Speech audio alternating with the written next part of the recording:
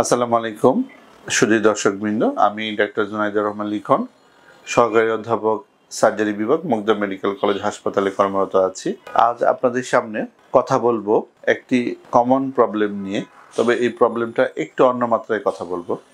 Jaundice আমাদের অনেকেরই হয়, কিন্তু এই জন্ডিস আমরা সাধারণত মেডিকেল সায়েন্সে দুইটা ভাগে ভাগ করি, একটা মেডিকেল জন্ডিস আর একটা হচ্ছে সার্জিক্যাল জন্ডিস।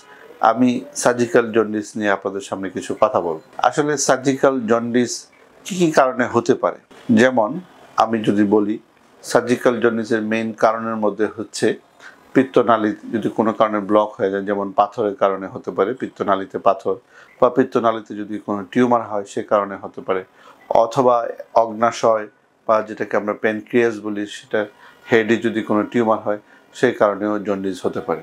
এছাড়াও পেটের অন্য কোথাও যদি কোনো ক্যান্সার বা টিউমার হয় যেটা লিভারে ছড়িয়ে যায় সেই কারণেও কিন্তু জন্ডিস হতে পারে। ইভেন দেন পিত্তথলির ক্যান্সারের কারণেও জন্ডিস হতে পারে।